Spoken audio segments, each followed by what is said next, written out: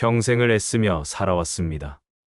좋은 사람이 되려 노력했고, 힘든 일이 닥쳐도 꿋꿋이 이겨내려 안간힘을 썼습니다. 그러나 삶은 어째서인지 자꾸만 같은 자리에서 우리를 넘어지게 하고 비슷한 상처를 반복해서 허락하는 듯합니다. 마치 보이지 않는 벽에 부딪히는 것 같은 막막함 속에서 우리는 지쳐가곤 합니다. 그런데 바로 그 순간 아주 이상하고 낯선 감각이 찾아올 때가 있습니다. 예전 같으면 화가 머리끝까지 치밀었을 일에 마음이 잠잠하고 평생 미워했던 사람이 문득 안쓰럽게 느껴지는 설명할 수 없는 고요함입니다. 많은 이들이 이것을 나이가 들어 무뎌졌거나 모든 걸 포기해서 생긴 체념이라 오해합니다.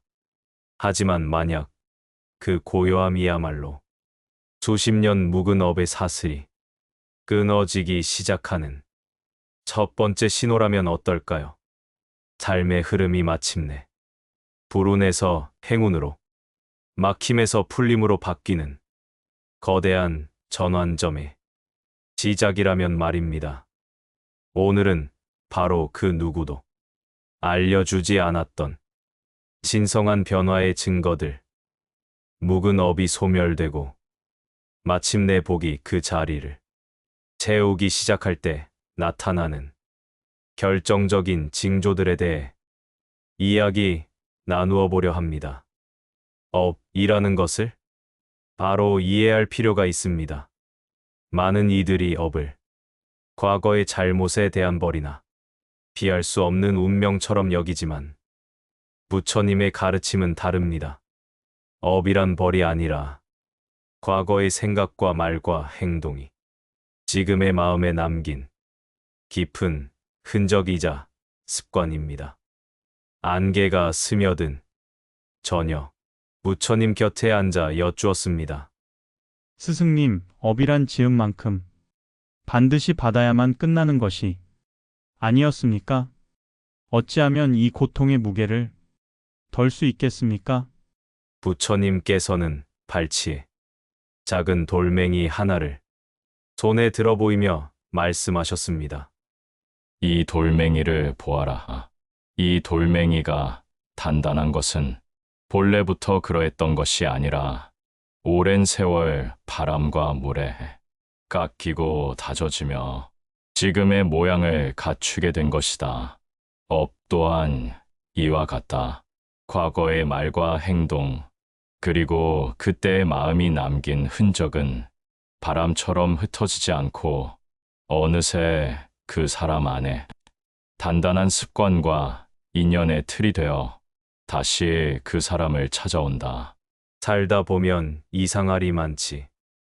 비슷한 유형의 사람에게 상처를 받고 같은 상황에서 비슷한 괴로움을 겪으며 마치 끝나지 않는 연극처럼 비극이 되풀이되는 순간을 만나게 되는 것도 그 때문입니다. 업은 미처 풀지 못한 마음의 숙제를 자꾸만 다른 모습으로 내는 시험지와 같아서 그 안에서 진정한 깨달음을 얻기 전까지는 계속해서 반복되는 성질을 가지고 있습니다. 억울한 일을 당했을 때 분노로 반응하는 습관, 슬픈 일을 겪었을 때 절망에 빠지는 습관, 두려운 상황에서 회피하려는 습관, 이 모든 마음의 길이 바로 업의 다른 이름입니다. 이 반복되는 고통의 수레바퀴는 어디에서부터 시작되는 것일까요? 부처님께서는 모든 고통의 뿌리에 세 가지 독이 있다고 말씀하셨습니다. 바로 탐욕과 분노와 어리석음, 즉 탐진치입니다. 탐욕은 지금 가진 것에 만족하지 못하고 더 많은 것을 얻으려는 마음입니다. 재물에 대한 탐욕, 인정에 대한 탐욕, 사랑에 대한 탐욕은 끝없는 갈증을 만들어내고 그 갈증이 채워지지 않을 때 사람은 괴로움을 느낍니다. 분노는 세상을 내 뜻대로 바꾸려는 고집에서 비롯됩니다. 내 생각과 다른 사람을 미워하고 내 계획을 방해하는 상황에 화를 내며 과거의 상처를 되새김질하며 원망하는 마음이 바로 분노입니다. 이 분노는 사람의 마음에 불을 질러 평온을 앗아가고 새로운 미움의 업을 쌓게 만듭니다. 어리석음은 이 모든 현상이 인연 따라 잠시 생겨났다 사라지는 것임을 알지 못하고 영원히 붙잡으려 하거나 영원히 밀어내려는 마음입니다. 나라는 생각, 내 것이라는 집착이 바로 어리석음의 가장 큰 모습입니다. 이 어리석음 때문에 사람은 탐욕과 분노의 불길 속에서 헤어나오지 못하고 같은 고통을 반복하게 되는 것입니다.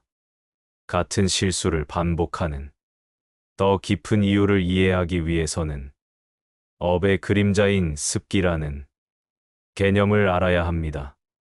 습기란 익숙해진 기운이라는 뜻으로 어떤 행동을 반복하면 그 행동의 기운이 몸과 마음의 향기처럼 배어드는 것을 말합니다. 숲속에 난 길을 자꾸 밟고 지나가면 그 길이 점점 더 선명하고 단단한 길이 되는 것과 같습니다. 한번 분노를 터뜨리고 나면 다음번에 비슷한 상황에서 분노로 가는 마음의 길이 이미 나 있기 때문에 자신도 모르게 그 길로 들어서기가 쉬워집니다. 이것이 수십 년 쌓이면 너무나 단단한 습관이 되어 끊어내려 해도 어느새 그 길을 걷고 있는 자신을 발견하게 되는 것입니다. 이 습기야말로 업이 스스로를 복제하고 반복하게 만드는 보이지 않는 힘입니다. 많은 이들이 업을 없애기 위해 무언가 특별한 행동을 해야 한다고 생각합니다. 기도를 더 많이 하거나 선행을 더 쌓거나 혹은 나를 괴롭힌 이에게 복수를 해야 한다고 믿습니다. 그러나 부처님께서는 말씀하셨습니다. 업은 억지로 끊으려 할수록 더 단단해지고 억울함을 붙잡을수록 그 뿌리는 더욱 깊어진다. 복수하려 들수록 또 다른 미움의 업이 자라날 뿐이다. 그러나 그 모든 고통의 파도를 그저 이 또한 지나가리라 하고 한 걸음 물러서서 바라볼 수 있다면 그 순간부터 업은 더 이상 그 사람을 흔들 힘을 잃고 조용히 녹기 시작한다. 업의 소멸은 무엇을 하는가에 있지 않고 어떻게 멈추는가에 있습니다. 반복되던 고통은 마치 쉼 없이 달리는 수레바퀴와 같아서 자각 없이 그저 흘러갈 때는 결코 멈추지 않는 법입니다. 하지만 그 고통의 고리를 멈추어 서서 바라보고 그 안에서 자신의 마음이 어떻게 반응하는지를 알아차리는 순간 그 수레는 비로소 멈추게 됩니다. 이것을 자각 또는 알아차림이라 부릅니다. 자각은 얽히고 설킨 업의 실타래를 푸는 단 하나의 열쇠입니다. 예전에는 억울함이 올라올 때마다 그 감정에 온전히 휩쓸려 버렸고 두려움이 생기면 반사적으로 피하려 했습니다. 그러나 이제는 같은 감정에 휘둘리지 않고 내 안에서 지금 억울함이라는 감정이 일어나고 있구나 하고 그저 지켜볼 수 있게 되는 것. 그것이 바로 자각의 시작입니다. 여기에 더해 참회의 진정한 힘을 알아야 합니다. 많은 사람들이 참회를, 과거의 잘못을 후회하고 자책하는 것으로 오해하지만 진정한 참회는 그것이 아닙니다. 진정한 참회는 과거의 어리석었던 행동을 명확히 인정하고 다시는 그 길을 가지 않겠다고 스스로 굳게 서원하는 것입니다. 이것은 과거를 없애는 것이 아니라 과거의 의미를 바꾸는 위대한 작업입니다. 과거의 잘못이 더 이상 나를 올가매는 부끄러움과 죄책감의 감옥이 아니라 나를 더 지혜로운 사람으로 만들어주는 가장 값진 스승이었음을 깨닫는 것입니다. 독이 약이 되는 순간입니다. 이렇게 과거의 의미가 바뀔 때 그 과거로부터 비롯된 업의 사슬은 힘을 잃고 자연스럽게 끊어지게 됩니다. 마음이 멈춤을 배우고 업의 무게가 가벼워지기 시작할 때 삶에 나타나는 구체적인 징조들이 있습니다. 가장 먼저 마음이 이유 없이 고요해집니다. 평생을 완벽주의자로 살아온 한 주부가 있었습니다. 그녀에게 집안의 먼지 한 톨, 비뚤게 놓인 신발 한 짝은 견딜 수 없는 스트레스이자 곧바로 바로잡아야 할 잘못된 일이었습니다. 아침에 눈을 뜨는 순간부터 밤에 잠들 때까지 그녀의 의식은 늘 집안의 불완전한 구석을 찾아 헤매는 감시자와 같았습니다. 남편이 신문을 읽고 아무렇게나 소파에 두면 그녀의 마음에는 즉시 짜증이라는 불꽃이 튀었습니다. 아이들이 장난감을 가지고 놀다 어지럽히면 그 모습이 마치 자신의 삶 전체가 뒤죽박죽이 된 듯한 불안감을 불러일으켰습니다. 그녀의 완벽주의는 단지 청결의 문제가 아니었습니다. 그것은 세상이 자신의 통제 아래에 있어야만 안심이 되는 깊은 불안의 다른 이름이었습니다. 그녀의 날카로운 말에 가족들은 지쳐갔고 집은 언제 터질지 모르는 폭탄처럼 늘 팽팽한 긴장감에 휩싸였습니다. 정작 가장 괴로운 것은 그녀 자신이었습니다. 늘 어깨가 돌처럼 뭉쳐 있었고 저녁이 되면 원인 모를 두통에 시달렸습니다.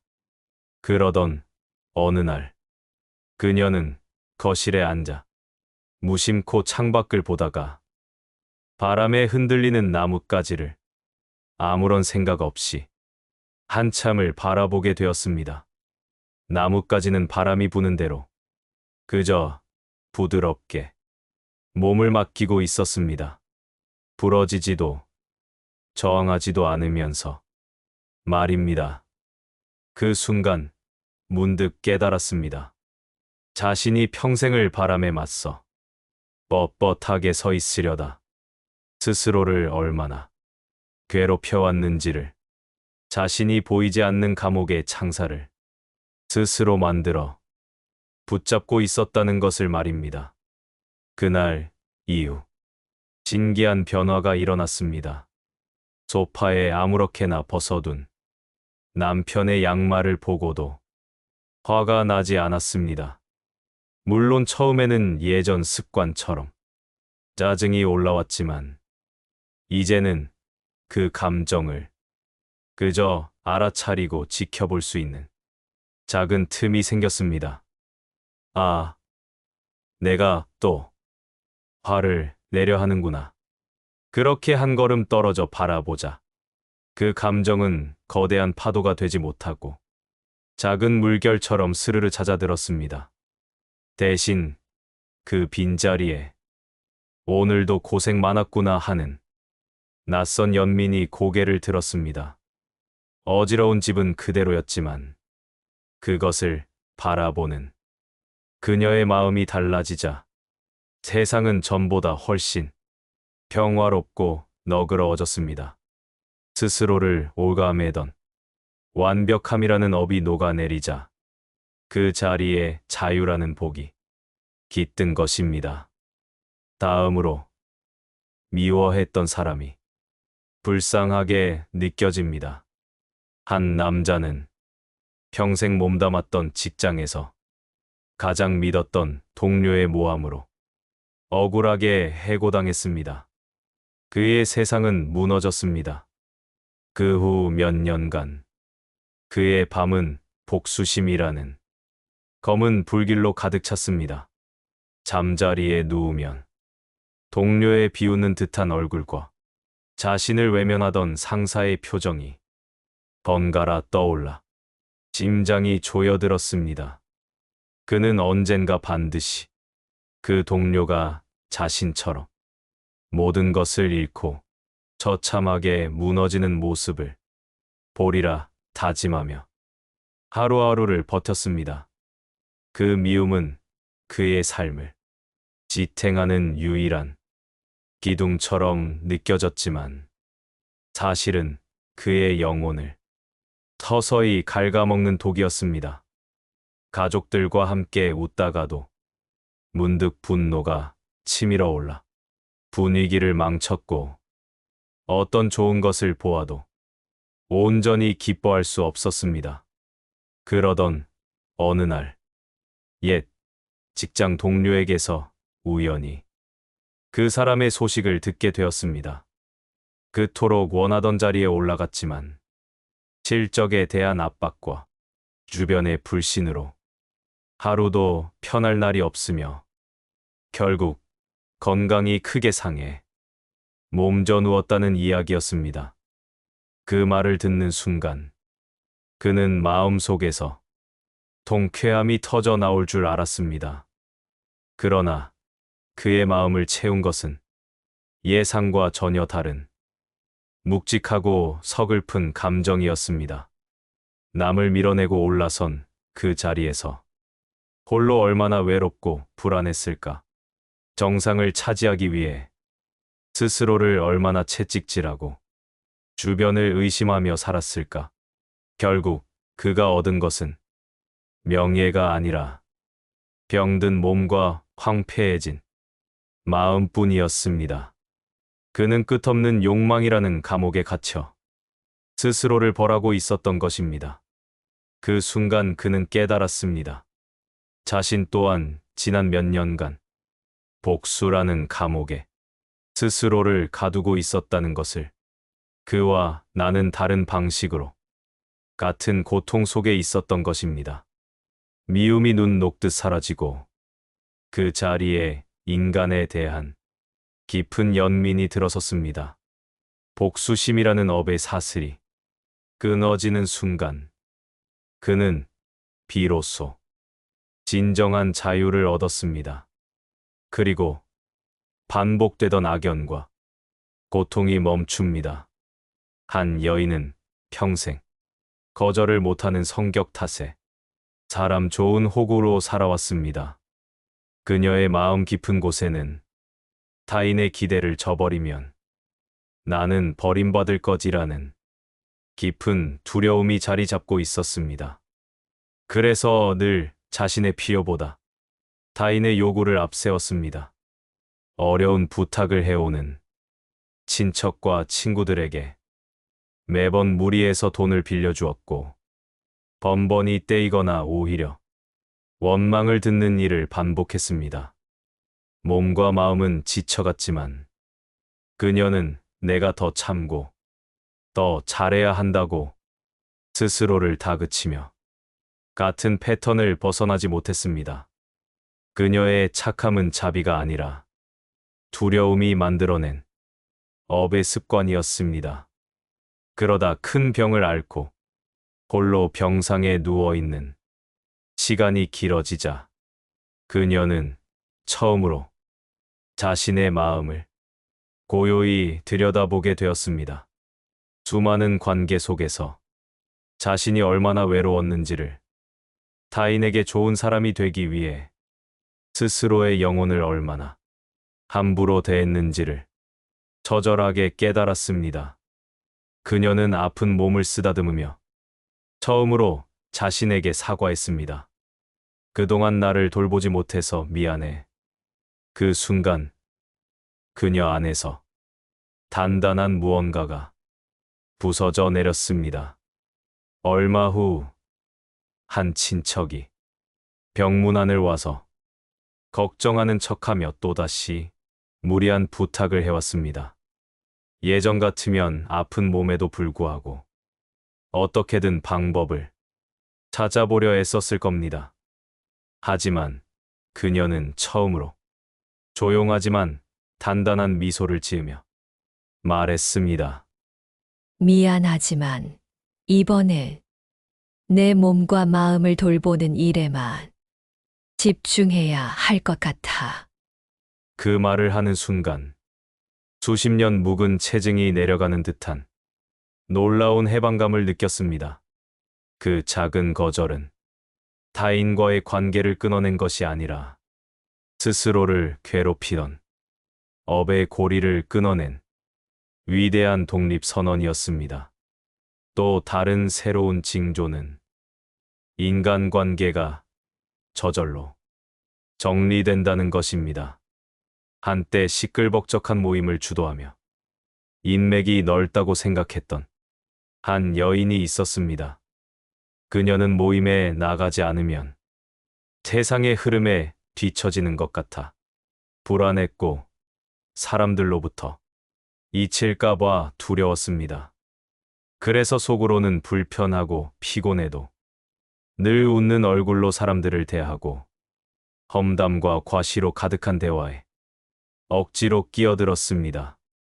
그녀의 인간관계는 타인에게 보여주기 위한 무대와 같았고 공연이 끝나고 집에 돌아오면 늘 깊은 공허함에 시달렸습니다. 하지만 마음 공부를 시작하며 혼자 고요히 머무는 시간이 좋아지자 그 모든 관계가 얼마나 나를 소모시키고 있었는지를 깨닫게 되었습니다. 그녀는 누구와도 다투지 않았고 일부러 연락을 끊지도 않았습니다.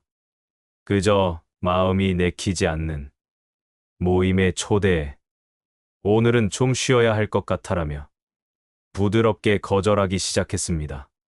처음에는 불안했지만 자신의 마음에 솔직해지는 연습을 반복하자 신기한 일이 벌어졌습니다. 요란했던 인연들은 더 이상 그녀를 찾지 않았고 하나둘씩 자연스럽게 멀어져 갔습니다. 그 빈자리가 처음에는 허전했지만 곧 맑고 향기로운 인연들이 그 자리를 채우기 시작했습니다. 도서관에서 우연히 만나 책에 대한 이야기를 나누게 된 이후 작은 화초를 키우는 취미를 공유하게 된 동네 친구처럼 함께 있으면 내 모습 그대로 편안해지는 잔잔한 관계들이 삶에 스며들기 시작했습니다. 이것은 사람을 가려 사귄 결과가 아니었습니다. 내 마음의 주파수가 바뀌자 그 주파수에 맞는 맑은 인연들이 저절로 끌려온 것입니다. 업장이 녹아내릴 때 나타나는 또 하나의 중요한 징조는 잠이 깊어지고 꿈자리가 편안해진다는 것입니다. 낮 동안의 근심과 걱정, 풀지 못한 원망들은 밤이 되면 고스란히 꿈으로 나타나 우리를 괴롭힙니다. 늘 악몽에 시달리거나 자는 내내 뒤척이며 아침에 일어나도 몸이 천근만근 무거운 것은 마음속 깊은 곳에 억눌린 업의 기운이 밤새 요동치고 있기 때문입니다. 그러나 마음을 알아차리고 비워내는 연습을 통해 내면의 찌꺼기들이 정화되기 시작하면 잠은 가장 먼저 그 변화를 알려줍니다. 어느 날 문득 꿈도 꾸지 않고 깊은 잠에 빠져 몇 년 만에 가장 개운한 아침을 맞이하게 됩니다. 혹은 예전처럼 쫓기는 꿈이 아니라 평화롭고 따뜻한 기운이 감도는 꿈을 꾸게 됩니다. 깊은 잠은 우리의 의식이 미치지 못하는 가장 깊은 무의식의 영역까지 정화되고 있다는 가장 확실한 증거입니다. 마지막으로 예상치 못한 좋은 일이 생기기 시작합니다. 젊은 시절 한 남자는 유난히 추웠던 어느 겨울밤 가파른 달동네를 오르다 한 노인의 집 앞에 연탄이 몇 장 남지 않은 것을 보았습니다. 당시 그 자신도 넉넉지 않은 살림에 하루하루가 고단했지만 창호지 너머로 비치는 희미한 등불과 외로운 그림자를 보고는 차마 발길을 돌릴 수 없었습니다. 그는 다음 날 자신의 얼마 안 되는 월급을 쪼개 연탄 수십 장을 사서 밤중에 몰래 그 집 앞에 쌓아두고는 그 일을 까맣게 잊고 살았습니다. 수십 년의 세월이 흘러 노인이 된 그는 평생 모은 돈으로 마련한 작은 가게가 재개발 계획에 포함되어 헐값에 내놓아야 할 위기에 처했습니다. 법과 행정 절차에 어두웠던 그는 속수무책으로 평생의 보금자리를 잃을 상황에 놓였습니다. 망연자실한 그에게 어느 날 재개발 조합의 책임자라며 한 건장한 청년이 찾아왔습니다. 그는 법적으로 가능한 최고의 보상금을 제시하며 서류를 내밀었습니다. 어리둥절한 노인에게 청년이 깊이 고개를 숙이며 말했습니다. 어르신 덕분에 저희 가족이 그 겨울을 따뜻하게 날 수 있었습니다. 그때 그 연탄이 없었다면 저희 할머니는 돌아가셨을지도 모릅니다. 할머니께서는 돌아가시는 날까지 이름 모를 은인이 베푼 온기를 잊지 말라고 하셨습니다. 이제야 이 은혜를 갚습니다. 그는 바로 수십 년 전 그가 도왔던 달동네 노인의 손자였습니다. 아무도 알아주지 않을 것이라 생각했던, 보답을 바라지 않았던 순수한 자비의 마음이 세월을 건너 가장 절망적인 순간에 가장 큰 복이 되어 돌아온 것입니다. 업장이 높고 복이 깃드는 이 거룩한 흐름을 계속 이어가기 위한 실천법들을 제안합니다. 첫째, 호흡 알아차리기입니다. 화나 분노, 억울함 같은 격한 감정이 몰려올 때 그 감정의 내용에 빠져들지 마십시오. 대신 조용히 자리에 앉아 자신의 숨결에 모든 의식을 집중해 보십시오. 코끝으로 공기가 들어오고 나가는 감각, 배가 부풀어 오르고 꺼지는 움직임을 그저 가만히 지켜보는 것입니다. 감정은 분석하려 할수록 더 커지지만 호흡이라는 든든한 닻에 마음을 묶어두면 거친 감정의 폭풍우는 힘을 잃고 자연스럽게 지나가게 됩니다. 둘째, 자비관 수행입니다. 이는 내 안의 자비심을 길러내는 적극적인 수행법입니다. 편안히 앉아 눈을 감고 먼저 자기 자신에게 따뜻한 말을 건네십시오. 내가 부디 평온하기를. 그 마음이 충분히 느껴지면 다음으로 사랑하는 가족이나 친구를 떠올리며 그 사람이 부디 행복하기를 하고 마음을 보내십시오. 더 나아가 평소에 아무 감정이 없던 사람, 그리고 마지막에는 나를 힘들게 했던 사람을 떠올리며 그 또한 행복하기를 빌어주는 것입니다. 이 수행은 미움과 원망이 자리 잡고 있던 마음에 자비의 샘물이 솟아나게 하여 업의 뿌리를 정화시킵니다. 셋째, 하루 한 가지 내려놓기입니다. 거창할 필요가 없습니다. 오늘은 과거에 대한 후회를 내려놓겠다고 결심하고 그 생각이 떠오를 때마다 아, 이건 오늘 내려놓기로 한 거지 하고 알아차리는 것입니다. 내일은 미래에 대한 막연한 불안을, 그 다음 날은 남과 비교하는 마음을 내려놓는 연습을 해보는 것입니다. 매일 작은 집착 하나씩을 의식적으로 내려놓는 이 연습은 업이라는 무거운 짐을 조금씩 덜어내는 가장 구체적이고 강력한 실천이 될 것입니다. 넷째, 고요한 걷기 명상입니다. 앉아서 하는 명상이 어렵게 느껴진다면 그저 밖으로 나가 조용히 걸어보십시오. 목적지를 정하지 않고 평소보다 조금 느린 속도로 발걸음을 옮깁니다. 그리고 모든 의식을 발바닥의 감각에 집중해 봅니다.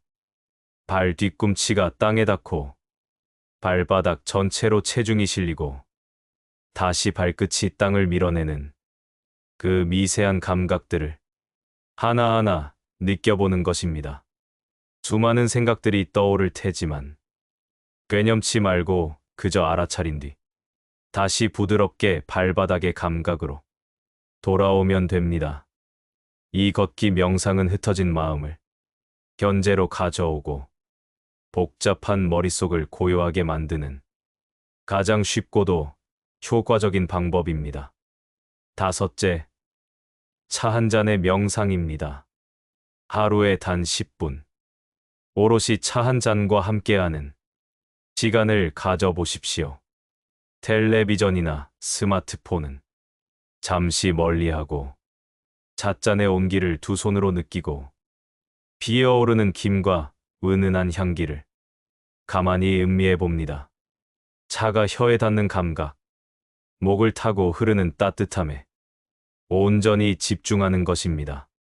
우리의 마음은 늘 과거나 미래를 헤매지만 이처럼 의식적으로 감각을 현재에 머무르게 하는 연습은 흩어진 마음을 하나로 모으는 힘을 길러줍니다. 일상의 아주 작은 행위 하나가 거룩한 명상이 될 수 있음을 깨닫는 순간, 삶의 모든 순간이 고요함으로 채워지기 시작할 것입니다. 오늘 함께 나눈 이야기가 그저 좋은 말로만 스쳐 지나가지 않기를 바랍니다. 살다 보면 마음이 무너지는 날도 있고 찾아온 고요함조차 낯설고 두려운 날도 있을 것입니다. 그러나 부처님께서는 분명히 말씀하셨습니다. 자신을 돌아보는 자는 언제나 다시 시작할 수 있다. 업장이란 누가 대신 지워주는 것이 아니라 스스로를 이해하고 보듬으려는 그 자비로운 마음에서부터 눈처럼 녹아내립니다. 지금 이 순간 한번 가만히 가슴에 손을 얹고 스스로에게 말해주는 것이 좋습니다. 그래, 참 잘 견뎌왔다. 지금도 충분히 잘하고 있다. 그 따뜻한 말 한 줄이 자신을 지켜주는 부처님의 음성일지도 모릅니다. 요즘 내 마음에 어떤 고요한 변화가 느껴지십니까? 아주 작은 변화라도 좋습니다. 자신의 이야기를 나눌 때 그 이야기 또한 어둠 속을 걷는 다른 누군가에게 따뜻한 등불이 되어줄 것입니다. 긴 시간, 귀한 마음을 내어 함께해 주셔서 진심으로 감사합니다. 구독과 좋아요는 더 많은 분들에게 부처님의 평온을 전하는 또 하나의 공덕이 됩니다. 부처님의 자비가 늘 함께하기를. 풍경소리였습니다.